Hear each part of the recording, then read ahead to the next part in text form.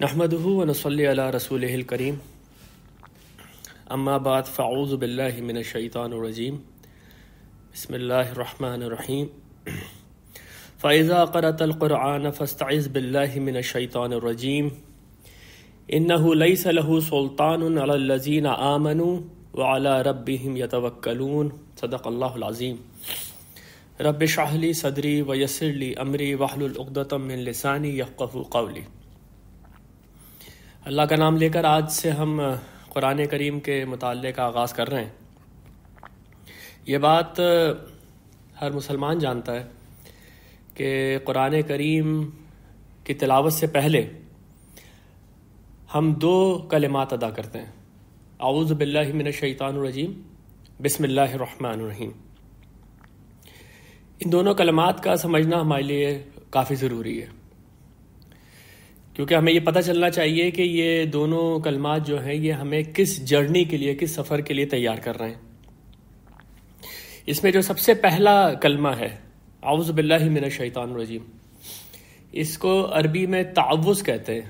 یہ ایک دعا ہے جو کہ دراصل استعاذے کی دعا ہے، یعنی کہ پناہ پکڑنے کی دعا ہے۔ اس دعا کے اندر یہ درخواست کی جا رہی ہے کہ دعا جو مانگنے والا ہے وہ نہایت خطرے میں ہے، نہایت کمزور ہے، تو وہ کسی طاقتور ہستی کی پناہ میں جانا چاہتا ہے۔ جب شروع میں ہمیں یہ کہا جا رہا ہے کہ آپ اعوذ باللہ پڑھیں، تو یہ تصورات ہیں جو اللہ تعالیٰ چاہتا ہے کہ ہمارے ذہن کے اندر مستحضر ہوں، کہ یہ استعاذہ اس لیے ہے کہ آپ قرآن پڑھنے سے پہلے جان لیں کہ آپ بہت کمزور ہیں، جان لیں کہ آپ بہت خطرے میں ہیں اور آپ کو اللہ کی پناہ چاہیے۔ اس استعاذے کی دعا کو ذرا سمجھنے کے لیے تھوڑا سا میں آپ کے سامنے کچھ چیزیں ٹیکنیکلی رکھوں گا تاکہ اور اس کی سگنیفیکنس آپ کے سامنے واضح ہو جائے۔ دیکھیں، عربی زبان میں گرامر کا ایک اصول ہے کہ اگر استفعال کے وزن کے اوپر کوئی بھی ناؤن یا ورب آتا ہے تو اس کے اندر درخواست کرنے کے معنی، دعا کرنے کے معنی، اپلیکیشن دینے کے معنی، اس طرح کی چیزیں اس کے اندر آ جاتی ہیں۔ تو اس لیے عموماً جتنی بھی دعائیں ہیں ان کے نام جب ہم دیکھتے ہیں تو وہ نام اصل میں استفعال کے وزن پر ہی ہوتے ہیں۔ جیسے میں نے آپ کے سامنے یہ رکھا استعاذہ، یعنی کہ تعوذ پڑھنا، اعوذ باللہ من الشیطان الرجیم پڑھنا۔ اس کے معنی یہ ہوتے ہیں کہ آپ کمزور ہیں، آپ خطرے میں ہیں، آپ کو پناہ چاہیے۔ اس طرح مدد کی دعا کو استعانت کہتے ہیں۔ یہ آن یا عینوں سے نکلا ہے، عین یا آن کا مطلب جو ہوتا ہے وہ مدد کا ہوتا ہے، تو مدد مانگنا، استعانت۔ یہ دعا ہماری ہم جانتے ہیں سورہ فاتحہ ہے، اہدنا الصراط المستقیم۔ اس سے پہلے آپ کہتے ہیں ایاک نعبد و ایاک نستعین۔ یہ نستعین جو ہے یہ مدد مانگنے کی دعا ہے۔ اس کے بعد ہم سب جانتے ہیں کہ ہم استغفار پڑھتے ہیں۔ یہ غفرہ یغفرو سے نکلا ہے۔ یہ دعا کیا ہے؟ یہ دعا یہ ہے کہ آپ سے کوئی گناہ ہو گیا، آپ سے کوئی غلطی ہو گئی، اب اس کی سزا آپ کو ملے گی، اس کا بدلہ آپ کو ملے گا۔ اب آپ دعا کر رہے ہیں کہ اس سے اللہ مجھے محفوظ کر دے۔ یہ استغفار ہے، کیونکہ مغفر جو ہے یہ پرانے زمانے میں جو جنگ کے لیے لوگ میدان جنگ میں اترتے تھے تو وہ جو لوہے کا خود ہیلمٹ اپنے اوپر پہنتے تھے اس کو مغفر کہتے تھے، یعنی کہ اگر غلطی سے وار پڑ گیا تو آپ محفوظ رہیں۔ تو اس کا آپ مطلب سمجھ سکتے ہیں کہ استغفار کا مطلب یہ ہوا کہ گناہ تو ہو گیا، غلطی تو ہو گئی، اب اللہ کے قانون عدل کے مطابق اس کی سزا ملنی ہے۔ تو آپ نے استغفار کرنا شروع کر دیا کہ مجھے اللہ تعالیٰ اس عقوبت سے بچا لے۔ اسی طریقے سے نصرہ ینصرو کے معنی ہوتے ہیں مدد، خاص طور پہ جنگ کے اندر فتح کی مدد۔ اس سے جو دعا ہے وہ استنصار، یعنی کہ آپ نے مدد کے لیے دعا کی۔ تو اس سے آپ یہ اندازہ لگا سکتے ہیں کہ یہ جو استعاذے کی دعا ہے یہ دوسری دعاؤں سے کتنی مختلف ہے۔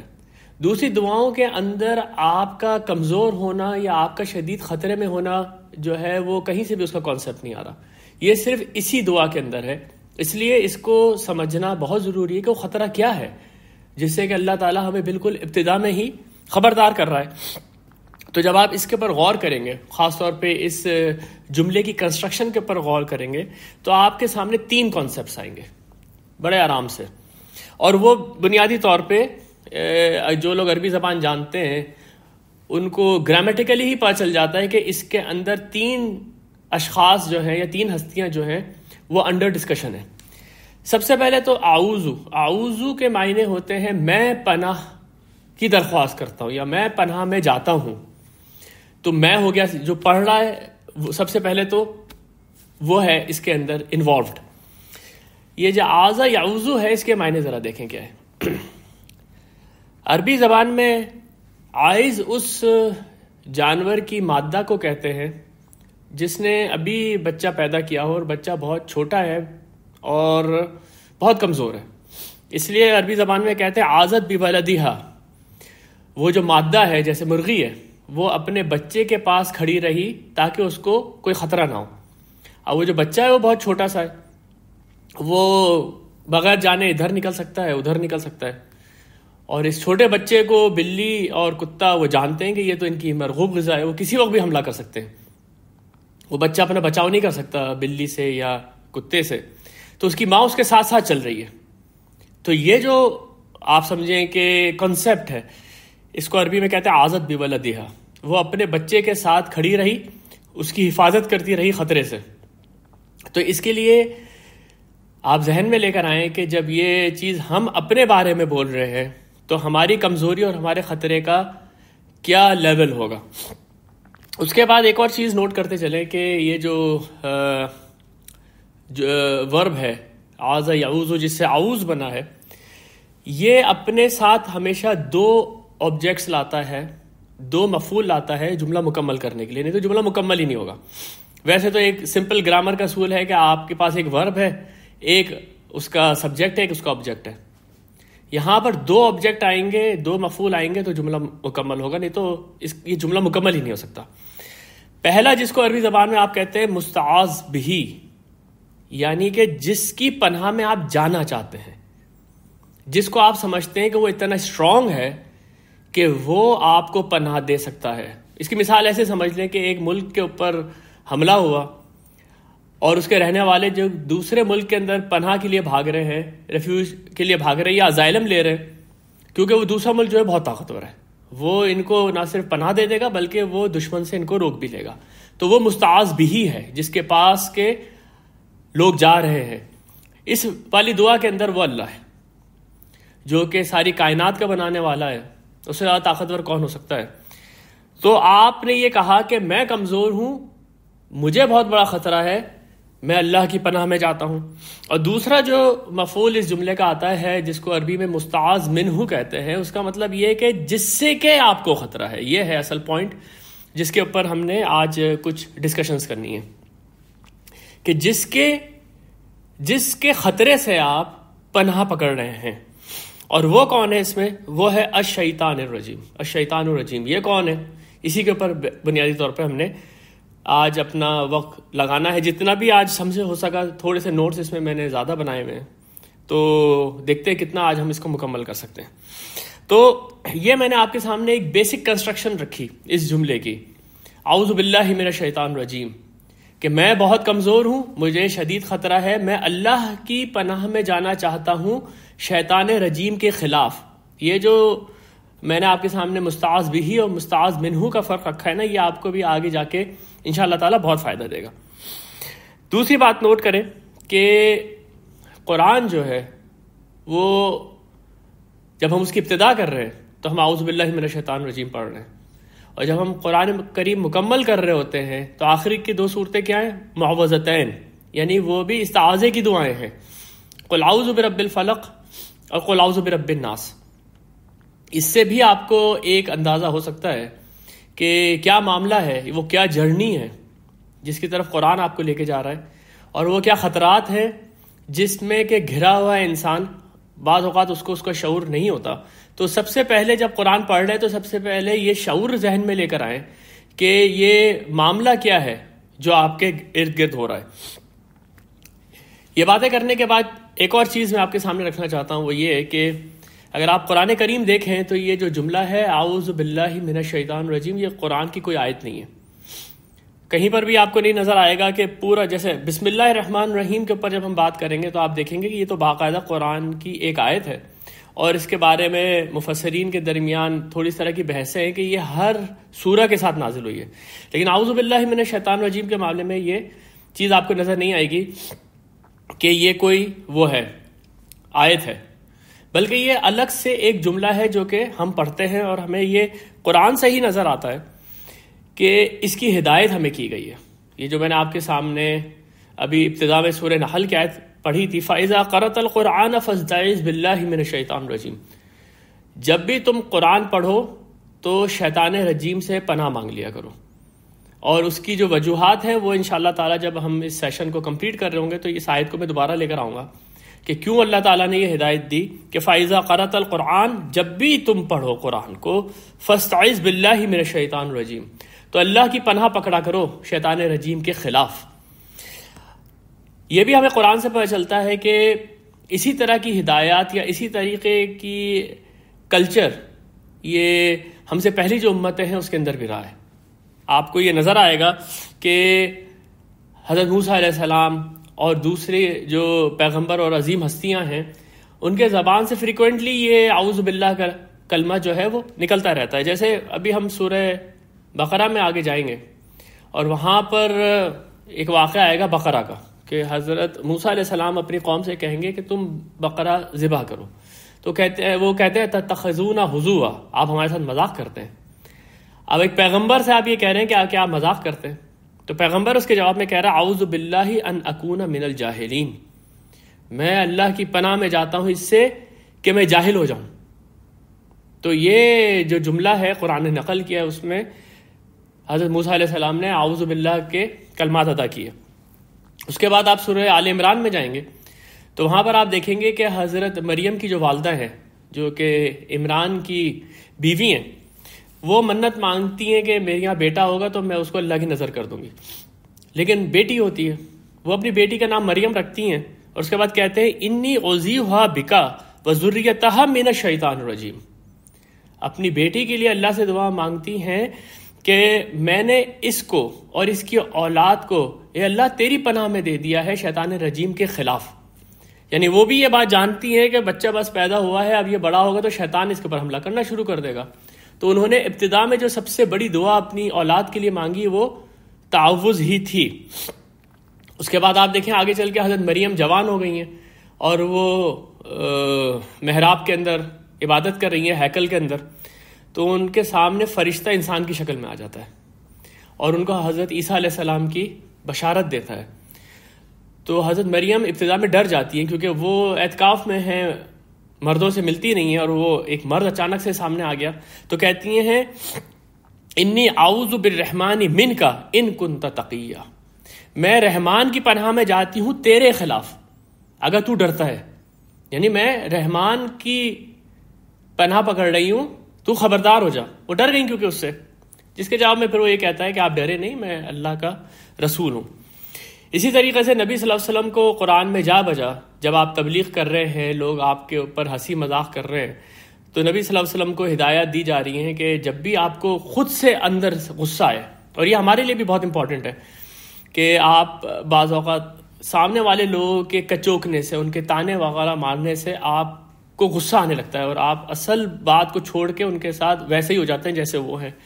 تو اس کے لیے قرآن میں ایک دعا ہے قل ربی اعوذ بک من ہمزات الشیاطین، کہ اے نبی جب بھی آپ کو ایسا لگے کہ آپ کو یہ انشاءاللہ تعالی ہم سیاق و سباق کے ساتھ اس آیت کو پڑھیں گے، بہت خوبصورت آیت ہے. تو آپ یہ پناہ، آپ یہ بولا کریں ربی اعوذ بک، میں آپ کی پناہ میں جاتا ہوں من ہمزات الشیاطین. یہ ہمزات الشیاطین کیا ہے؟ یہ آپ کو یاد ہوگا سورہ ہمزہ. ہمزہ کے اندر کچوکے لگانے والے، تانے دینے والوں کے لیے ہمزہ لمزہ کے الفاظ استعمال ہوئے. ہمزات شیاطین یعنی شیطان کچوکتا ہے، آ کے وہ پرووک کرتا ہے، ایسا لگتا ہے کہ وہ مطلب آپ کو اکسا رہا ہے کوئی غلط کام کرنے کے لیے. اور پھر ہم جانتے ہیں قرآن کریم کے اندر معوذتین، قل اعوذ برب الفلق قل اعوذ برب الناس، یہ بہت ساری چیزوں کے ساتھ پناہ مانگی گئی ہے. اس کے اوپر آگے چل کے ہم تھوڑی سی بات کریں گے. ایک اور چیز جو میرے مطالعے میں آئی پچھلے دنوں بڑی ہی خوبصورت، وہ یہ کہ بائبل کے اندر بھی اس طرح کی دعائیں موجود ہیں جس سے کہ آپ کو یہ لگتا ہے کہ یہ انبیاء کے سلسلے کا ایک طریقہ تھا. خاص طور پہ زبور کی طرف اگر آپ دیکھیں گے تو زبور کے بارے میں ہم یہ بات آگے چل کے پڑھیں گے بھی کہ جس طریقے سے اللہ تعالیٰ قرآن کریم میں تصدیق کرتا ہے تورات کی، انجیل کی اور زبور کی، اور ایک حدیث نبی صلی اللہ علیہ وسلم کی موجود ہے جس کے لحاظ سے یہ تینوں چیزیں سو قرآن کے اندر ہیں. تو جو تورات ہے وہ قانون ہے، شریعت ہے. انجیل جو ہے وہ اس کی حکمت ہے. زبور کیا ہے؟ زبور جو حضرت داؤد علیہ السلام کے اوپر نازل ہوئی تھی وہ اللہ تعالیٰ سے دعائیں ہیں، اللہ تعالیٰ کے حمد کے ترانے ہیں. بہت ہی خوبصورت وہ مقام ہے بائبل کا جس کو کہ اگر ہم پڑھیں تو آپ کو اس کے اندر ابھی بھی وحی الہی کی روشنی نظر آئے گی. تو یہ جو زبور ہے اس کو بک آف سامز کہتے ہیں. اس کا جو چیپٹر نمبر 91 ہے وہ اگر آپ پڑھیں گے تو اس میں آپ کو لگے گا کہ وہ ساری استعاذے کی دعا جو ہم قرآن میں مختلف مقامات پہ مانگ رہے ہیں، اعوذ باللہ من الشیطان الرجیم یا معوذتین وغیرہ، ایسا لگ رہا ہے اس کی تشریح ہے وہاں پر. تو وہ پورا چیپٹر تو میں آپ کے سامنے پڑھوں گا نہیں، آپ اس کو پڑھ سکتے ہیں. میں اس کی صرف دوسری اور تیسری جو ورس ہے وہ آپ کے سامنے رکھنا چاہتا ہوں جس سے کہ آپ کو یہ اندازہ ہو جائے گا کہ ایون بائبل تک کے اندر یہ استعاذے کی دعائیں موجود ہیں. دیکھیں اس کی ورس نمبر 2 یہ کہتی ہے، this I declare about the God he alone is my refuge. یہ وہ اعوذ باللہ کا آپ سمجھے کہ وہاں پر ترجمہ ہو گیا. My place of safety he is my God and I trust ہم. اس کے بعد for he will rescue you from every trap and protect you from deadly disease. یہ جو ایوری ٹریپ ہے یہ آپ سمجھیں گے آگے چل کے کہ یہ ہے اصل وہ ہمزات شیاطین.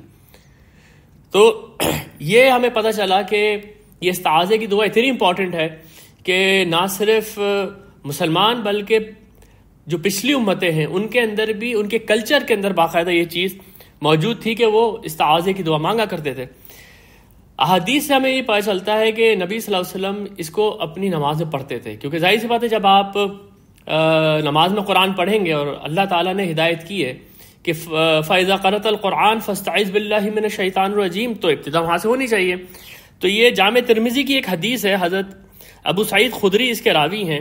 وہ یہ کہتے ہیں کہ کان رسول اللہ صلی اللہ علیہ وسلم اذا قام الى الصلاۃ باللیل، کہ اللہ کے رسول جب بھی رات کی نماز کے لیے کھڑے ہوتے تھے وہ کیا کرتے تھے؟ کبر، وہ سب سے پہلے تکبیر ادا کرتے تھے، پھر کہتے تھے سبحانک اللہم وبحمدک وتبارک اسمک وتعالی جدک ولا الہ غیرک. یہ وہ تسبیح ہے جو مسلمان بھی عموماً اپنی نماز سے پہلے پڑھتے ہیں، وہ اس حدیث سے ہمیں ملی. ثم یقول، پھر وہ یہ کہتے ہیں اللہ اکبر کبیرہ، اللہ کی جو بڑائی ہے وہ بہت زیادہ ہے. ثم یقول اعوذ باللہ السمیع العلیم من الشیطان الرجیم من ہمزہ ونفخہ ونفثہ. یہ جو 3 الفاظ ہیں یہاں پر، ہمزہ ونفخہ ونفثہ، اس میں جو نفخ کا لفظ ہے یہ تو آگے چل کے ہم ابھی جب روح کے موضوع پہ بات کریں گے تو وہاں پر آئے گا، لیکن یہ نفس کے لفظ کو دیکھیں یہ وہی ہے جو سورۃ الفلق میں آیا ہے.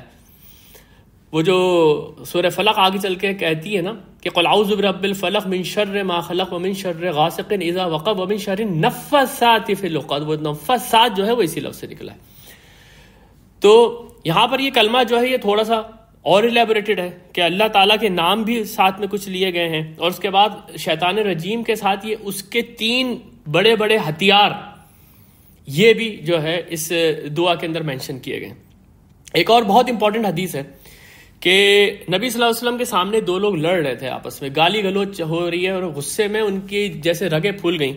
تو اس کے اوپر نبی صلی اللہ علیہ وسلم نے فرمایا انی عالم کلمۃ لو قالها ذهب عنه ما یجد، کہ مجھے کلمے کا پتہ ہے کہ اگر وہ اس کلمے کو بول دیں تو یہ جس حالت میں ہے وہ حالت ان کی جاتی رہے گی، یعنی کہ یہ کنٹرول میں آ جائیں گے. وہ کیا ہے؟ اعوذ باللہ من الشیطان ذهب عنه ما یجد. اگر یہ اس کو پڑھ لیں تو ان سے یہ حالت چلی جائے گی. یعنی اس آیت سے بھی اس بات کا پتہ چل رہا ہے، اور جو اوپر ہم نے قرآن کی کچھ دعائیں دیکھی کہ جو پرووکیشن ہے غصے کی، اور غصے پہ غصہ آتا چلا جاتا ہے اور انسان جو ہے وہ اپنے حواس کھو بیٹھتا ہے، اپنا جو مینٹل کنٹرول ہے وہ کھو بیٹھتا ہے. مسلمان یہ سمجھتے ہیں کہ اس کے اندر بھی ہمزات شیاطین ہیں، یعنی کہ شیطان وہاں پر بھی آپ کو پرووک کر رہا ہے. اس لیے آپ مسلمانوں کے اندر دیکھیں گے کہ ایک کلچر ہے کہ اگر وہ غصے میں آتے ہیں اعوذ باللہ من الشیطان الرجیم پڑھتے ہیں. خاص طور پہ عربوں کے اندر تو یہ کلچر بہت میں نے دیکھا ہے، آپ لوگوں نے بھی محسوس کیا ہوگا. اور دوسرے کہ اگر وہ کوئی چیز بھول جائیں تو بھی فوراً کہتے ہیں کہ اعوذ باللہ من الشیطان الرجیم، کیونکہ قرآن کے مطالعے سے اور دوسری تمام جو ہم آگے چل کے چیزیں دیکھیں گے، یہ جو بھولنا ہے یہ بھی شیطان کی طرف انسان منسوب کر سکتا ہے. بلکہ شیطان کے بڑے ہتھیاروں میں سے ایک ہتھیار یہ ہے کہ وہ انسان کو بھلاوے میں ڈالتا ہے. تو یہ ایک تمہیدی گفتگو تھی جو میں نے آپ کے سامنے کی ہے، تاکہ ہمیں اس بات کا پتہ چل جائے کہ اعوذ باللہ من الشیطان الرجیم ہے کیا، یہ کس طرح کی دعا ہے، اور یہ آپ کو کس طرح کی جرنی کے لیے تیار کر رہا ہے. اب جیسے کہ آپ کے سامنے اس سیشن کا ایک ٹائٹل آیا تھا کہ ہو از سیٹن اور an overview of the problem of evil, جو کہ آج کے دور میں میرا خیال ہے سب سے امپورٹنٹ ٹاپک ہے ڈسکس کرنے کے اعتبار سے. تو ہم اس کی طرف آتے ہیں. دیکھیں، اگر جو ہمارا طریقہ رہا اس سے پہلے بھی کہ اس طرح کے جو موضوعات ہوتے ہیں حکمت سے بھرے ہوئے یا فلسفیانہ، اس میں ہم ایک کمپیریٹیو اسٹڈی کرتے ہیں جس میں ہم فلسفہ دیکھتے ہیں، دیگر مذاہب دیکھتے ہیں اور پھر قرآن کی طرف آتے ہیں. وہ کمپیریٹیو اسٹڈی آپ کو بہت ساری چیزیں بتاتی ہے. ایک تو یہ کہ اگر باہر سے کوئی نئے کانسیپٹس قرآن کے اندر آئیں تو آئے کہاں سے ہیں، اور قرآن کہاں کھڑا ہوا ہے ورسز یہ کہ جو انسان نے اپنے ذہن سے فلسفے بنائے یا جو مذاہب اپنی اس شکل میں آج موجود ہیں انہوں نے وہ کانسیپٹ کس طرح سے اپنے اندر لے کر آئے. تو اس لیے یہ بہت انفارمیٹیو ہوتا ہے، خاص طور پہ اس وقت جب آپ ایک ملٹی کلچرل سوسائٹی میں رہتے ہیں اور آپ کو دوسرے لوگوں کے ساتھ اس طرح کی باتوں کے اندر انڈلج ہونا پڑتا ہے. تو سب سے پہلے آپ دیکھیں کہ فلسفے کی زبان میں خدا جو ہے جس کی ریفیوج میں آپ جانا چاہتے ہیں، فلسفے کی زبان میں اس کو آل گڈ کہتے ہیں. خدا جو ہے وہ خیر ہی خیر ہے، اس کے اندر کسی شر کا آپ تصور نہیں کر سکتے. یہی یونانی ابتدائی فلسفہ ہے. اگر آپ سوکریٹس کو دیکھیں گے یا پلیٹو کو دیکھیں گے تو وہ خدا کو آل گڈ ڈکلیئر کرتے ہیں. ایک تو خدا کو مانتے ہیں اور ایک خدا کو مانتے ہیں، ان خداؤں کو نہیں مانتے جو ان کی قوم مان رہی ہے، اور اس کو ہر چیز کا initiator, prime cause, prime mover سمجھتے ہیں اور اس سے ہر خیر وابستہ کرتے ہیں. وہ اس بات کا بھی بلیو کرتے ہیں کہ انسان کے اندر ایک سول ہوتی ہے. وہ سول جو ہوتی ہے وہ سارے ورچوز اور سارے ویلیوز کی حامل ہوتی ہے، وہ اسی سے سارے کریکٹر نکل رہے ہوتے ہیں باہر. اور ایول کو وہ یہ کہتے ہیں کہ اگر کوئی ایول دنیا میں ہے اور کوئی برائی اگر دنیا میں ہے تو وہ اگنورنس اور ان ایجوکیشن کی وجہ سے. یہ آپ سمجھیں کہ ابتدائی فلسفہ ہے بالکل، جو کہ خدا کو آل گڈ ڈکلیئر کرتا ہے، اور اگر کوئی ایول دنیا کے اندر ہے تو اس کو کہتا ہے کہ وہ ہمارا اپنا جہالت ہے، ہماری اپنی اگنورنس ہے. یعنی کہ اگر ہم اس فلسفے کا جو تصور ہے اس کو سامنے رکھیں اور پھر اس دعا کو دیکھیں تو اعوذ باللہ میں اللہ جو ہے آل گڈ ہے، خیر ہی خیر ہے، اور شیطان رجیم جو ہے وہ شر ہے. تو گویا کہ قرآن بالکل ابتدا میں ہی آپ کو یہ بتا رہا ہے کہ میں اور آپ اس وقت ایک war between good and evil میں ہیں. یہ دنیا جو ہے اس کو آپ بہت سارے نام دے سکتے ہیں قرآن کے پرسپیکٹو سے، لیکن اس کا ایک نام یہ بھی ہے کہ this is a war between good and evil, جس میں کوئی ایک سائیڈ آپ نے چوز کرنی ہے.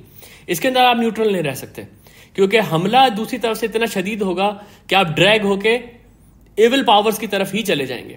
تو یہ سب سے پہلا کانسیپٹ جو جب آپ فلسفے کی طرف جائیں گے تو فلسفہ ہی آپ کو یہ بتا دے گا کہ گڈ اینڈ ایول یہ ایگزسٹ کرتے ہیں اور یہ دونوں ایک دوسرے کے انٹائر اپوزٹ ہیں. دوسری بات یہ کہ فلسفہ ہو یا دیگر مذاہب ہوں، اس کے اندر ایول کی ڈیفینیشن کیا ہے؟ اس کے اندر ایول کی ڈیفینیشن ہے سفرنگ، تکلیف، دکھ، ظلم. آدمی کو تکلیف ہے، آدمی کو بیماری ہوتی ہے، دوسرا آدمی اس کے پاس ظلم کرتا ہے. یہ ساری کی ساری چیزیں جو کہ سفرنگ کے اندر آپ لے کر آ سکتے ہیں، وہ اس کو الٹیمیٹ ایول کہتے ہیں. اور جب یہ الٹیمیٹ ایول اس کو آپ یہ کہتے ہیں تو آپ دیکھیں کہ سچویشن کیا بنتی ہے، اور اس سے آپ کو اندازہ ہو جائے گا کہ یہ موضوع کتنا امپورٹنٹ ہے جس کو ہم نے پرابلم آف ایول کا نام دیا ہے. آپ اگر اس دنیا کی تاریخ دیکھیں گے تو آپ کو یہ نظر آئے گا کہ دنیا کے اوپر عموماً شر کا غلبہ رہا ہے. اس دنیا کے اندر جنگیں ہوتی رہی ہیں، اس دنیا کے اندر لوگ ظلم کا شکار ہوتے رہے ہیں. ایک بادشاہ اٹھا الیگزینڈر دی گریٹ، اس نے وہاں سے جو گریس سے فتوحات کرنی شروع کی تو ہندوستان تک آ گیا، اور راستے میں اس نے نہ جانے کتنے لوگوں کو مار دیا، کتنے لوگوں کو غلام بنا دیا، کتنی عورتیں بیوہ ہو گئیں، کتنے بچے یتیم ہو گئے، لیکن وہ فتوحات کرتا ہوا جا رہا ہے اور اس کا نام ہے۔ اسی طرح چنگیز خان جب وہ کھوپڑیوں کے مینار لگاتا ہوا جا رہا ہے تو شاید گنتی نہیں کر سکتے آپ کتنے لوگ مار دیے گئے۔ تو یہ کیا ہے؟ یہ خیر ہے یا شر ہے؟ ظاہر سی بات ہے شر سے بھری ہوئی یہ دنیا ہے۔ اور ابھی آپ زیادہ دور نہ جائیں، ابھی پچھلی صدی میں ہی انسان نے 2 بڑی عظیم جنگیں دیکھی ہیں جن کو آپ ورلڈ وارز کہتے ہیں۔ ہم تو اس دور میں پیدا نہیں ہوئے، لیکن اگر آپ اس کی ہسٹری دیکھیں گے تو ورلڈ وارز کے اندر 50 to 80 ملین لوگ مارے گئے، 50 to 80 ملین لوگ مارے گئے، اور کتنے بچے اس میں معذور ہوئے، کتنی عورتیں اس کے اندر بیوہ ہوئی، نہ صرف بیوہ ہوئی بلکہ اس کے بعد جب ان کا مرد ہی نہیں رہا تو وہ نکلی ہیں اور باہر اپنی روٹی خود کمانے نکلی ہیں۔ تو عورت جب باہر نکلے گی تو اس کو کس طرح کے چیلنجز ہوں گے اس کا ہم اندازہ کر سکتے ہیں۔ یہ سب ورلڈ وارز کے بعد شروع ہوا ہے، اور آپ جانتے ہیں کہ ورلڈ وار کے بعد، خاص طور پہ اس نیوکلیر اٹیک کے بعد، کتنے بچے ہیروشیما ناگاساکی میں بعد تک بھی معذور پیدا ہوتے رہے۔ تو یہ کیا چیز ہے؟ یہ شر ہے یا خیر ہے؟ تو دنیا کی تاریخ جب کوئی فلسفی دیکھتا ہے یا کسی دوسرے مذہب کے رہنے والے دیکھتے ہیں تو ان کو تو شر ہی شر نظر آتا ہے ہر طرف۔ اس وقت آپ سوچیں، ذرا اپنے ذہن میں لے کر آئیں کہ ایک بچہ جو ہے وہ پیدا ہوا ایسا کہ وہ معذور تھا۔ وجہ یہ تھی کہ بچپن میں یا تو جہاں وہ رہتا تھا وہاں پر دوسری دشمن آرمی نے اٹیک کیا ہے جس سے اس بچے کا ہاتھ یا پیر چلا گیا، یا وہ جو کیمیائی اثرات تھے اس کیمیکل ویپنز کے، اس کی وجہ سے وہ معذور پیدا ہوا ہے۔ اب جب وہ بڑا ہوگا اور وہ اپنے گرد دوسرے بچوں کو بالکل نارمل کھیلتا ہوا دیکھے گا، اور وہ اپنے آپ سے پوچھے گا کہ وائی می، میں ایسا کیوں، میرا کیا قصور ہے کہ میرے ساتھ یہ سب کچھ ہو گیا، میں نے کوئی غلطی کی ہے کیا؟ اسی طرح کی بات آپ ذہن میں لے کر آئیں کہ ایک بچہ پیدا ہوتا ہے اور وہ مکمل نہیں ہوتا، وہ اسپیشل ہوتا ہے، یا پولیو کی کوئی بیماری اس کو لگ جاتی ہے۔ اب وہ بچہ جب جوان ہوتا ہے تو کتنا ہینڈی کیپ ہے، اور فرض کریں کہ وہ 80 سال کی 90 سال کی عمر پاتا ہے، تو کتنی سفرنگ کی وہ زندگی ہے پوری جو کہ وہ گزارے گا۔ اس صورت میں وہ یہ پوچھتا ہے کہ وائی می، میں نے کیا ایسا کیا ہے جس کی وجہ سے میرے ساتھ یہ سب کچھ ہو رہا ہے۔ اور فرض کریں اس کے ماں باپ اس کو یہ کہیں کہ اللہ کی مرضی ہے، خدا کی مرضی ہے، تو وہ یہ نہیں پوچھے گا کہ خدا تو آل گڈ ہے، تو اس نے اتنی سفرنگ میرے ساتھ کیوں کی ہے۔ یہ جو قرآن کے اندر بھی یہ آپ سمجھیں کہ اس کی ایک ہلکی سی جھلک موجود ہے۔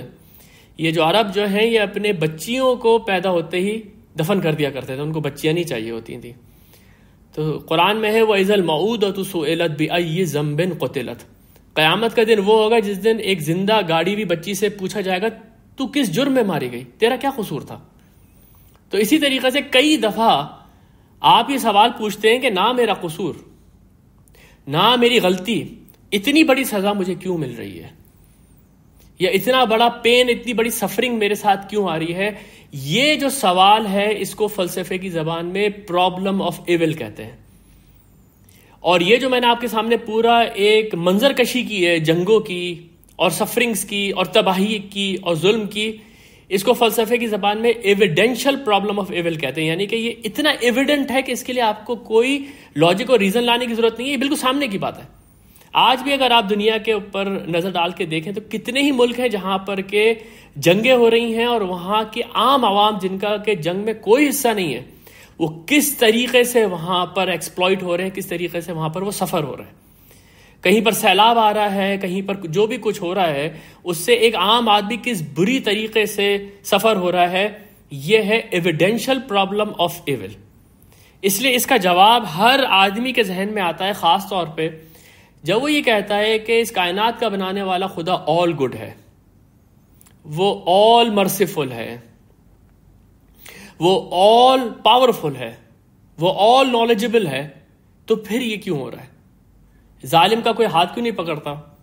اور یہ جو ظلم ہو رہا ہوتا ہے اس کا کوئی انجام کیوں نہیں ہوتا؟ یہ وہ جگہ ہے جناب جس کو کہ میں آپ کے سامنے یہ کہنا چاہتا ہوں کہ جتنے بھی مذاہب اس وقت ہم ڈسکس کریں گے، جتنے بھی فلسفے ہم ڈسکس کریں گے، ان کا جو بنیادی سوال ہے وہ پرابلم آف ایول ہے. اور پرابلم آف ایول کیا ہے کہ ایک مرسیفل، ایک آل پاورفل گاڈ کے ہوتے ہوئے ایول کیسے ایگزسٹ کر سکتا ہے؟ تو کیا خدا نے ہی ایول بنایا ہے؟ کیا خدا نے ایول کو کھلا ہاتھ دے کے رکھا ہوا ہے؟ تو پھر وہ آل مرسیفل کیسے ہو گیا؟ یہ جو سوال ہے یہ فلسفے کی دنیا میں اتنا بڑا سوال ہے کہ جو میں نے پہلے سیشن میں آپ کے سامنے یہ بات رکھی تھی کہ چند سوالات ہوتے ہیں انسان کے ذہن میں جس کو لے کے وہ نکلتا ہے، تو یا تو فلسفے کی طرف جاتا ہے یا وہ تصوف کی طرف جاتا ہے، اور اس کا ایک جواب جو ہے وہ ریلیجن آف پروفٹس بھی دیتا ہے. ان سوالوں کے اندر سب سے بڑا سوال یہ تھا کہ کیا اس کائنات کا کوئی خدا ہے؟ لیکن آپ یقین مانیں کہ یہ پرابلم آف ایول یہ اتنا بڑا سوال ہے اور اس کے اوپر اتنی بحثیں ہوئی ہیں جب سے کہ ہسٹری آپ کے سامنے موجود ہے، جب سے ہسٹری علم کی، جب سے ہسٹری انسانیت کی آپ کے سامنے موجود ہے. ذہین لوگ ہمیشہ یہ سوال کرتے رہے ہیں، اور کیا اس کائنات کا خدا ہے وہ پرابلم آف ایول کا ایک اپینڈکس بن کے رہ جاتا ہے. یعنی کہ جو کرائٹیریا ہے وہ پرابلم آف ایول کا جواب ہے. اگر اس کا جواب صحیح ہے تو خدا ایگزسٹ کرتا ہے، اس کا جواب غلط ہے تو خدا ایگزسٹ نہیں کرتا. یہ اتنا آپ سمجھیں کہ دقیق مسئلہ ہے. ابتدا کے اندر مسلمانوں کے اندر اس طرح کی بحثیں نہیں ہوتی تھی. جو ہم نے پرانا اپنا پچھلے ہفتے کا سیشن یاد کریں کہ مسلمانوں کے اندر سیکٹس کیوں بنے اور اس کا اثر کس طریقے سے ہمارے تفسیر کے اوپر ہوا، اور علم کلام نے کس طریقے سے کچھ ایسے سوالات اٹھائے جو آج تک ہمارے یہاں جو ہے وہ بحث کا موجب بن رہے ہیں. اس میں یہ مسئلہ خیر و شر بھی ہے. تو مسئلہ خیر و شر کے اوپر آپ کو ہر اسکول آف تھاٹ جو اسلام کا ہے اس کے علماء بات کرتے ہوئے نظر آئیں گے اور اس کے اوپر اپنی توجیحات دیتے ہوئے آئیں گے. یہ ساری باتیں میں آپ کے سامنے صرف اس لیے رکھ رہا ہوں تاکہ آپ کو اندازہ ہو جائے کہ یہ کتنا امپورٹنٹ ٹاپک ہے. اور خاص طور پہ ایسے انوائرمنٹ میں جب ایتھیزم اور ایگنوسٹسزم اور ریلیجیس اسکیپٹسزم اتنا پھیل رہا ہے، ان کے پاس یہی ایک جواز ہے. اور یہ چیز جب وہ سامنے کسی ایک بھولے بھالے بچے کے یا ٹین ایجر کے رکھتے ہیں تو اس کے پاس عموماً ان باتوں کا جواب نہیں ہوتا. اس لیے ہمیں بھی پریپیئر ہونا چاہیے اس طرح کے جوابات کے لیے. ہمیں بھی اپنے ذہن کے اندر اس طرح کی چیزوں سے خلفشار محسوس نہیں کرنا چاہیے، اور اپنے بچوں کو بھی اس کے لیے تیار کرنا چاہیے. تو یہ جو پرابلم آف ایول ہے اس کے دو اسپیکٹس ہیں. ایک اسپیکٹ تو اس کا یہ ہے کہ انسان کے اخلاقی جرائم یا انسان کے جو مورل لیولز ہیں، یعنی کہ انسان ظلم کرتا ہے، انسان دوسرے کا حق مارتا ہے. ایک تو یہ اسپیکٹ ہے پرابلم آف ایول کا. اور ایک اسپیکٹ یہ ہے کہ بیماریاں آتی ہیں، نیچرل ڈیزاسٹرز آتے ہیں، طوفان آتے ہیں، زلزلے آتے ہیں، وہ بھی سفرنگ لے کر آتے ہیں اپنے ساتھ. تو ان کا کیا جواب ہے؟ یہ ایسا کیوں ہوتا ہے اگر اس کائنات کا بنانے والا ایک مرسیفل گاڈ ہے؟ تو یہ دو جو اسپیکٹس ہیں اس کو ہم دو الگ الگ مقامات پہ ڈسکس کریں گے. یہ جو مورل پرابلم آف ایول ہے، یعنی کہ انسان کیوں دوسرے کے اوپر ظلم کرتا ہے، یہ ہم آج کے ٹاپک میں، یا جو اعوذ باللہ من الشیطان الرجیم کا ٹاپک ہے اس میں ہم ڈسکس کریں گے. اور جو دوسرا ہے وہ ہم کریں گے جب ہم انشاءاللہ تعالی سورہ بقرہ کے پہلے رکوع میں الذین یؤمنون بالغیب، وہ غیب کے اوپر ایمان لے کر آتے ہیں. تو ہم غیب کا ایمان کیا ہے اس کو تھوڑا سا کھولیں گے، اور وہاں پر ایک حدیث کی روشنی میں ہر مسلمان کے لیے یہ ضروری ہے کہ وہ ایمان رکھے والقدر خیرہ وشرہ من اللہ تعالی، کہ تقدیر کے اندر جو خیر و شر ہے وہ اللہ کی طرف سے. تو وہ ہم آج اس لیے نہیں ڈسکس کر سکتے کہ اس سے پہلے، یعنی کہ الذین یؤمنون بالغیب جب ہم پڑھ رہے ہوں گے یا سمجھ رہے ہوں گے تو اس سے پہلے ہم کئی اور بنیادی باتیں ڈسکس کر چکے ہوں گے. اللہ کے سنتیں ڈسکس کر چکے ہوں گے. اللہ تعالیٰ کا اوور آل گیم پلان کیا ہے جس کے لیے کہ اس نے اس دنیا کو کریٹ کیا ہے وہ ہم سمجھ چکے ہوں گے. ہم تقدیر کے معنی سمجھ چکے ہوں گے. اور اس کے بعد پھر جب ہم والقدر خیرہ وشرہ سمجھیں گے تو بات بالکل واضح ہو جائے گی. اس لیے آج ہم صرف اپنے آپ کو محدود کر کے رکھیں گے جو مورل پرابلم آف ایول ہے. یہ جو پرابلم آف ایول ہے جو کہ میں نے آپ کے سامنے فلسفے کی زبان میں رکھا، دوبارہ ذہن میں رکھ لیں وہ پرابلم کیا ہے. کہ اگر اس کائنات کا ایک مرسیفل خدا ہے، اس کائنات کا ایک آل پاورفل خدا ہے، آل نوئنگ خدا ہے، اور وہ آل گڈ ہے، تو ایول نہیں ایگزسٹ کرنا چاہیے. اگر ایول ایگزسٹ کرتا ہے تو یا تو خدا مرسیفل نہیں ہے، یا خدا آل پاورفل نہیں ہے، یا خدا آل نالجبل نہیں ہے، یا خدا ہے ہی نہیں. یہ جو اس کا لاجیکل کنکلوژن ہے کہ یا تو خدا نہیں ہے یا خدا کی کچھ صفات کا انکار، اس کو فلسفے کی زبان میں کہتے ہیں لاجیکل پرابلم آف ایول. اور یہ جو لاجیکل پرابلم آف ایول ہے، آج کے دور میں تمام کے تمام ایگنوسٹسزم کی، ایتھیزم کی اور ریلیجس اسکیپٹسزم کی یہ بنیاد ہے. ایک چیز صرف، وہ ہے پرابلم آف ایول، جس کی بنیاد کے اوپر مٹیریلزم جیسے اور نہیلزم جیسے اور ایگزسٹنشیلزم جیسے فلسفے کھڑے ہوئے، اور وہ اس کی باز گشت آپ کے گرد ہے. پوری دنیا آج اس کے اوپر عمل کر رہی ہے. آپ جانتے ہیں آج بڑی بڑی طاقتیں جو ایک دوسرے ملکوں کے ساتھ دوستی کرتی ہیں، پھر توڑ دیتی ہیں، پھر ان کے اوپر حملے کر دیتی ہیں، پھر ان کے بڑی بڑی آبادیاں تباہ کر دیتی ہیں، کوئی ان کے یہاں مورل ویلیوز نہیں ہے. وہ یہ کہتے ہیں یہ مٹیریلسٹک دنیا ہے، اس کے اندر ہمارے ویسٹڈ انٹرسٹ ہوتے ہیں، جو ہمارے ویسٹڈ انٹرسٹ ہوں گے اس کے بنیاد کے اوپر ہماری ویلیوز ہوں گی، اچھائی اور برائی ہمارا انٹرسٹ ڈیسائیڈ کرے گا. یہ فلسفہ کہاں سے آیا ہے؟ یہ فلسفہ یہاں سے آیا ہے. یا آپ کو اندازہ لگا لیں کہ یہ تل کے پیچھے پہاڑ چھپا ہوا ہے. یہ اتنا ایک سیریس ٹاپک ہے.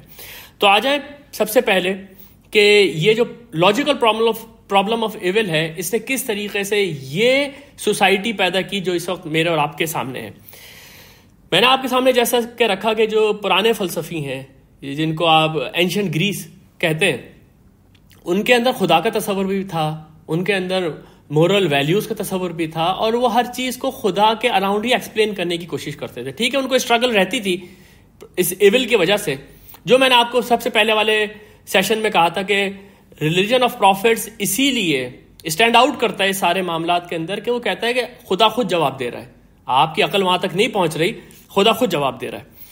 لیکن یہ اس دور میں خاص طور پہ یہ جو 19ویں صدی ہے، یا یہ جو آپ سمجھیں کہ 20ویں صدی ہے، جس کے اندر جو کہ انلائٹمنٹ کا ایرا کہلاتا ہے، جو کہ رینائزنس کے بعد کی تحریک ہے. یہ بات بھی ذہن میں رکھ لیں کہ یہ رینائزنس ہے، اس کے اندر مذہب دشمنی پیدائشی طور پہ ہے، کیونکہ یہ وہ لوگ ہیں جو کہ اس وقت کا ڈوگمیٹک کرسچینٹی تھی، اس کے خلاف ان لوگوں نے ریوولٹ کیا تھا. تو مذہب ان کے نزدیک وہ تھا جو سامنے چرچ پیش کر رہا تھا، اور وہ ایک ڈوگمیٹک ریلیجن ہے، اس کے اندر کسی چیز کا سر پیر نہیں ہے.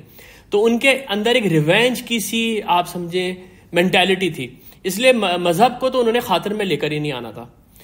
لیکن خاص طور پہ کسی فلسفے کی بنیاد کے اوپر آپ مذہب کو ریجیکٹ کر دیں، کسی فلسفے کی بنیاد پہ آپ خدا کا انکار کر دیں، وہ آپ کو 19ویں صدی میں نظر آنا شروع ہوتا ہے.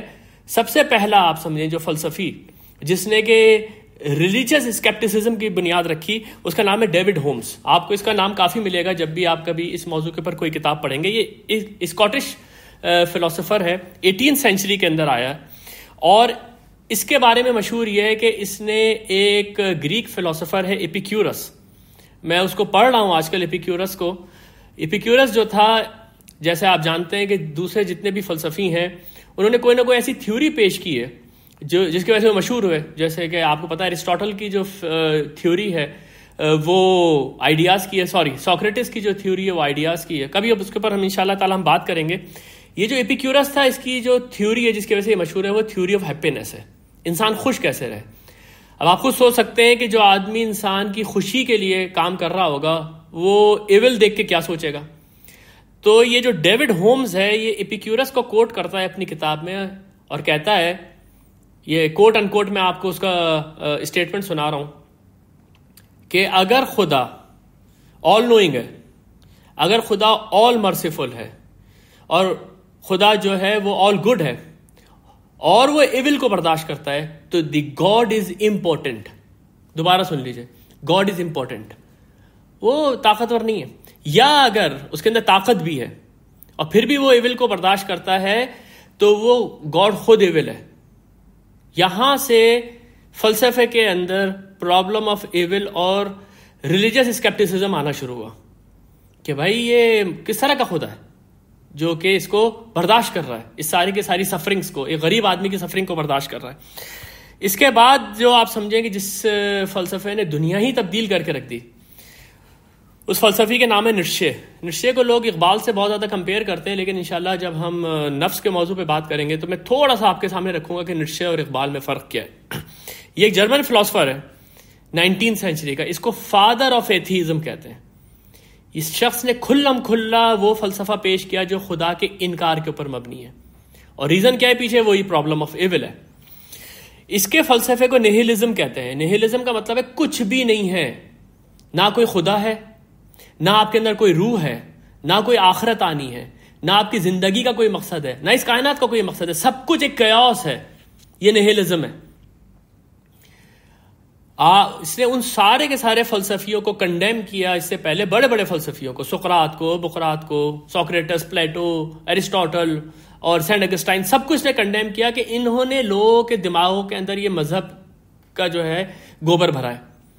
انسان کوئی گڈ یا ایول نہیں ہوتا. انسان کے اندر جو ہے وہ ریلیٹو ہوتی ہیں یہ چیزیں. اس کے اندر کچھ نہیں ہوتا، وہ کلین سلیٹ ہوتا ہے. جب وہ اس دنیا میں آتا ہے وہ اپنی ویلیوز خود بناتا ہے، اور اس کو اپنی ویلیوز خود بنانی ہے اپنے مفادات کو سامنے رکھ کر، اپنی سیلف ایکچولائزیشن کے ذریعے. اس نے اس پورے کانسیپٹ کا ایک نام رکھا جس کو کہ جو کہ جرمن میں، اس کو اگر آپ انگلش میں ٹرانسلیٹ کریں تو اس کا ترجمہ بنتا ہے دی سپر مین. سپر مین کا کانسیپٹ یہاں سے آیا کہ جو اپنی دنیا آپ بناتا ہے. کوئی خدا نہیں ہے، کوئی روح نہیں ہے، سب چیزوں کا انکار کر دیا. اس کو فادر آف ایتھیزم کہتے ہیں. اس کی ایک بک ہے جس کا نام ہے ڈیتھ آف دی گاڈ، خدا کی موت. اس کتاب کے اندر یہ لکھتا ہے کہ enlightenment had eliminated the possibility of the existence of God. ٹھیک ہے، ہم پہلے ہمارے سامنے سائنس نہیں تھی، پہلے ہم لوگ جو ہے اتنا جاگے ہوئے نہیں تھے، آج ہم جاگ گئے ہیں تو آج ہم کو اس بات کا پتا کہ کوئی خدا نہیں ہے. تو انلائٹمنٹ نے خدا کو ختم کر دیا. دوسری اس کی کتاب ہے، یا دوسرا اس کا جو فلسفہ جو مشہور ہے وہ ہے beyond good and evil. Beyond good and evil کا مطلب ہے یہ گڈ اینڈ ایول سے آگے جا کے آپ سوچئے. یہ ساری کی ساری چیزیں، یہ کنفیوژن ہے جو پرانے فلسفیوں نے آپ کے اندر بھری تھیں. اب آپ کو اپنی سیلف کو خود ایکچولائز کرنا ہے. یہ جو شخص ہے نیٹشے، اس کا جو امپیکٹ ہے وہ اتنا زیادہ شدید ہے کہ لوگ یہ کہتے ہیں کہ جو نازی تحریک تھی ہٹلر کی، اس کی کوک کے اندر یہ فلسفہ تھا. حالانکہ بہت سارے لوگ جو کہ ڈیفینڈ کرتے ہیں نیٹشے کو، وہ یہ کہتے ہیں کہ نہیں، نیٹشے کا مطلب یہ نہیں تھا کہ آپ اتنے بڑا ایک جینوسائیڈ کریٹ کر دیں اپنی ریس کی سپریمیسی کے اوپر. لیکن بہرحال یہ ایک پیٹرن ہے جو آپ کو نظر آئے گا کہ جتنے بھی ٹائرنٹس ہیں، جیسے ہٹلر ہے، یا آج کے دور کے اندر اگر آپ نے رچرڈ اسپینسر کا نام سنا ہے، یہ وہ آدمی ہے امریکہ میں جو نیو نازی تحریک کو لے کے اٹھا ہے. آپ نے یہ مسجدوں کے اوپر جو حملے ہوتے ہوئے سنے ہیں، چرچ کے اندر جو حملے ہوتے ہوئے سنے ہیں، اس کے پیچھے اس کی یہ وائٹ سپریمیسی کی موومنٹ ہے. یہ شخص کلیئرلی نیٹشے کو کوٹ کرتا ہے اور یہ اپنی وائٹ سپریمیسی کی بات کرتا ہے. تو کچھ تو ہے نا اس کے فلسفے کے اندر جس نے کہ ایسے ایسے ٹائرنٹس کو، ایسے ایسے فیشسٹ کو ایک لاجیکل آئیڈیالوجی دی ہوئی ہے.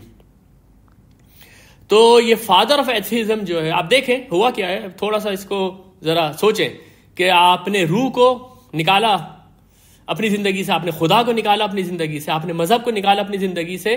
پرابلم آف ایول کی وجہ سے پیدا اس سے کیا ہوا؟ سپر ایول پیدا ہو گیا اس سے. کیونکہ اگر یہ بات صحیح ہے کہ نازی تحریک کے اندر جو ہے وہ نیٹشے کا فلسفہ ہے، تو نازی تحریک ہی تو ہے جس نے دوسری جنگ عظیم برپا کی اور ملین لوگ مار دیے. تو یہ میں آپ کے سامنے رکھنا چاہ رہا تھا کہ کس طریقے سے یہ پرابلم آف ایول جو ہے وہ اتنے خطرناک فلسفوں کے اندر تبدیل ہو رہا ہے. اور آخری فلسفی جس کا کہ میں آپ کے سامنے نام رکھوں گا، جس نے اس پرابلم آف ایول کو، جس کو کہتے ہیں نا کہ اس نے نیل ان دی کافن، وہ ڈال دی. اور آج آپ کہیں پر بھی جائیں گے آپ کو وہی آرگومنٹ ملے گا جو آرگومنٹ اس نے اپنی کتاب میں لکھا ہے. اس آدمی کا نام ہے جان میکی اور یہ آسٹریلین فلسفر ہے. اس نے 20th سینچری کا یہ آدمی ہے، یہ بھی 1981 کے اندر مرا ہے. اس نے اپنی کتاب کے اندر ریزن کو اور لاجک کو یوز کر کے یہ ثابت کیا کہ خدا ایگزسٹ نہیں کرتا، جس کو یہ کہتا ہے انکنسسٹنٹ ٹرائیڈ. انکنسسٹنٹ ٹرائیڈ کیا ہے؟ آپ ایک ٹرائنگل بنائیے، یہ ایک فلسفے کا، ایک ریزننگ کا، ایک لاجک کا ایک طریقہ ہے. ایک ٹرائنگل بنائے، اس میں سب سے اوپر لکھے گاڈ از آل گڈ. اس کے بعد ایک اس کے دوسرے کونے میں لکھے God is all powerful, God is all merciful. اور اس کے رائٹ ہینڈ کارنر پہ لکھے ایول ایگزسٹ. تو انکنسسٹنٹ ٹرائیڈ یہ ہوتا ہے اس میں سے کوئی دو چیزیں صحیح ہو سکتی ہیں. یہ لاجک ہے. تو اگر خدا آل پاورفل ہے اور خدا آل نوئنگ ہے، آل مرسیفل ہے، بہت محبت کرنے والا ہے، تو ایول ایگزسٹ نہیں کرے گا. اگر ایول ایگزسٹ کرتا ہے تو یا تو خدا آل پاورفل نہیں ہے یا وہ آل نوئنگ نہیں ہے. آپ کو یہ فلسفے بھی ملیں گے. ہمارے آفس کے اندر ایک عرب ہے، عرب جو کہ عربی زبان جانتا ہے، اس کی اپنی زبان میں قرآن ہے، وہ مجھ سے اس دن بحث کر رہا ہے کہ خدا جو ہے آل نوئنگ نہیں ہے. میں نے اسے کہا یہ فلسفہ آپ کہاں سے لے کر آئے؟ مجھے اس کا پتہ ہے، آپ کو شاید نہیں پتا. آپ جس آدمی کے ہتھے چڑھ گئے، آج کل یوٹیوب کے اوپر اس طرح کے کچھ عرب آپ کو لوگ ملیں گے جو کہ بیسیکلی یہ نیٹو عربز نہیں ہیں، یہ زیادہ تر جو ہے وہ لبنان کے یا فلپین کے لوگ ہیں یا مصر وغیرہ کے، جنہوں نے کہ انہی فلسفوں کو قرآن کا رنگ دے کے خدا کا ایک ایسا تصور لوگوں کے سامنے پیش کیا ہے جو کہ نہ آپ نے اس سے پہلے کبھی سنا نہ کبھی دیکھا. وہ قرآن سے یہ بتاتے ہیں کہ اللہ آل نوئنگ نہیں ہے. وہ قرآن سے یہ بتاتے ہیں کہ جب آپ عمل کرتے ہیں، جب اس کا رزلٹ آتا ہے تو اللہ میاں کو بھی اسی وقت پتہ چلتا ہے. وہ آپ کو یہ بتاتے ہیں کہ سنت نام کی کوئی چیز نہیں ہے. نماز جو ہے اصل میں وہ ذکر ہے، آپ بیٹھ کے اللہ اللہ کر لیں، نماز ہو گئی. اس کی کوئی فزیکل اپیئرنس نہیں ہے. تو یہ ساری کی سارے جو فلسفے ہیں یہ پیدا کہاں سے ہو رہے ہیں؟ آج آپ اور میں سمجھ گئے. یہ انکنسسٹنٹ ٹرائڈ جو ہے یہ آپ کو یہ بتاتا ہے کہ اگر ایول ایگزسٹ کرتا ہے تو یا تو خدا آل نوئنگ نہیں ہے یا خدا آل پاورفل نہیں ہے. لیکن یہ جو جان میکی ہے، اس نے اس سے جو ریزولوشن نکالا وہ یہ تھا کہ God does not exist. Problem of evil کا جو جواب ہے وہ یہ ہے کہ اگر ایول ایگزسٹ کرتا ہے تو خدا ایگزسٹ نہیں کر سکتا. یہ وہ چیزیں ہیں جس نے آپ سمجھے کہ جو آج کے ایتھیسٹ فلاسفرز ہیں یا آج کے جو ایتھیسٹ سائنٹسٹس ہیں، ان سے اگر آپ بات کریں گے ان کے پاس صرف دو چیزیں ہیں خدا کے انکار کے لیے. ایک پرابلم آف ایول، دوسری ڈارون کی تھیوری آف ایوولوشن. ہم پرابلم آف ایول کو تو آج ڈسکس کر رہے ہیں اور آگے بھی انشاءاللہ تعالیٰ، کیونکہ آج مجھے لگ رہا ہے کہ وقت ختم ہو گیا ہے ہمارا. آگے بھی ہم انشاءاللہ اس کو اگلے ہفتے بھی ہمیں ڈسکس کرنا پڑے گا، کیونکہ یہ موضوع کتنا اہم ہے اس کا آپ کو اندازہ ہو گیا ہوگا. اور آپ کو یہ بھی اندازہ ہو گیا ہوگا کہ اللہ تعالیٰ نے آپ کو قرآن کریم پڑھنے سے پہلے اعوذ باللہ من الشیطان الرجیم پڑھنے کی ہدایت کی تھی. تو یہ جو پرابلم آف ایول ہے، یہ کس طریقے سے اس نے ایتھیزم کو کریٹ کیا ہے اور ڈارون کی تھیوری نے. تو اس لیے آج آپ جو مشہور سائنٹسٹ دیکھیں گے جیسے اسٹیون ہاکنگس، جیسے کارل سیگان، جیسے نیل ڈی گراس ٹائسن، جیسے کہ رچرڈ ڈاکنز، یہ سب کے سب ایک جسٹیفیکیشن دیتے ہیں کہ خدا نہیں ہے. وہ یہ کہ اس کائنات، اس دنیا کے اندر کوئی جسٹس نہیں ہے، اس دنیا کے اندر کیاس ہے، اس دنیا کے اندر ایول چھایا ہوا پڑا ہے. حالانکہ یہ جو تین نام میں نے شروع میں آپ سے کے سامنے لیے، اسٹیون ہاکنگز، کارل سیگان اور نیل ڈی گراس ٹائسن، ان لوگوں کی میں بہت عزت کرتا ہوں، کیونکہ یہ وہ لوگ ہیں جنہوں نے جو پیور تھیوریٹیکل فزکس ہے، جو کہ اپنے اندر ایک نہایت ہی مشکل سبجیکٹ ہے، اس کو آسان کر کے ہم جیسے عام لوگوں کے سامنے پہنچایا. اسٹیون ہاکنگز نے بریف ہسٹری آف ٹائم لکھی. اس کے بعد کارل سیگان، یہ وہ ایسٹرو فزسسٹ ہے جس نے کاسموس نام کی سیریز ٹی وی پہ شروع کی، جس سے کہ ایک عام بچہ جو ہے وہ کوانٹم فزکس اور ریلیٹیوٹی جیسی چیزوں کو سمجھنے لگ گیا. پھر نیل ڈی گراس ٹائسن جو ہے یہ کارل سیگان کا ہی شاگرد ہے، اور اس نے پھر وہی جو کاسموس ہے اس سیریز کو بھی دوبارہ ریوائیو کیا. آپ ٹی وی پہ اس کو دیکھ سکتے ہیں، بہت ہی عالیشان قسم کی یہ سیریز ہے. لیکن ان لوگوں کے اتنی زیادہ ہائی انٹلیکچوئل کیپیبلٹیز کو دیکھنے کے بعد جب آپ ان کے منہ سے یہ سنتے ہیں نا کہ خدا اس لیے موجود نہیں ہے کیونکہ اس دنیا میں ایول ایگزسٹ کرتا ہے، تو آپ کو تھوڑا سا افسوس ہوتا ہے کہ یہ اتنے انٹیلیجنٹ لوگ کیا ہے، یعنی کہ یہ جو انکنسسٹنٹ ٹرائڈ ہے یہ کتنا بڑا پیراڈاکس ہے. اس کے لیے کسی مذہب میں جانے کی ضرورت ہی نہیں ہے. یہ پیراڈاکس تو یہ ہے کہ آپ نے خدا کی دو صفات لیں اور اس کے اوپر پورے خدا کے ایگزسٹنس کو آپ نے ڈسکس کر دیا. آپ جانتے ہیں کہ خدا آل گڈ ہے، خدا آل پاورفل ہے، آل نوئنگ ہے، اس کے علاوہ خدا حکیم بھی ہے. خدا جو ہے وہ مالک یوم الدین بھی ہے، خدا جو ہے عزیز ذو انتقام بھی ہے. بہت ساری اور صفات جب خدا کی اس ٹرائڈ کے اوپر آپ لے کر آئیں گے تو چیزیں میک سینس کرنے لگیں گی، جو انشاءاللہ تعالی ہم اگلے ہفتے کریں گے. لیکن ان لوگوں کے علم کلام کے اندر خدا کا انکار صرف پرابلم آف ایول کے اوپر ڈیپینڈ کرتا ہے. پرابلم آف ایول سے آپ نے خدا کو ایلیمینیٹ کر دیا، اب آپ کے پاس اس بات کا جواب نہیں ہے کہ انسان پیدا کیسے ہوا، تو اس کے جواب میں ڈارون کی تھیوری ہے. یہ رچرڈ ڈاکنگز جو ہے، جو کہ آج کے دور ابھی زندہ ہے یہ آدمی، اس نے کتاب لکھی ہے جس کا نام ہے دی گاڈ ڈیلوژن. آپ ڈیلوژن کا شکار ہیں کہ اگر آپ خدا کو مانتے ہیں. اس کے اندر اس کا ایک جملہ ہے کہ one man delusion is called insanity, when many people suffer from delusion it's called religion. تو جب اس طرح کے بڑے بڑے نام اس طرح کے کمنٹس دیں گے تو ہمارے بچے کیا ایتھیزم سے متاثر نہیں ہوں گے؟ اس لیے وقت کی یہ اہم ضرورت ہے کہ میں اور آپ اس بات کو سمجھیں کہ وہ فلسفے کیا ہیں جہاں سے یہ مٹیریلزم اور ایتھیزم اور ایگنوسٹسزم بڑھ رہا ہے آگے، اور ہمارے پاس اس کا کیا جواب ہے۔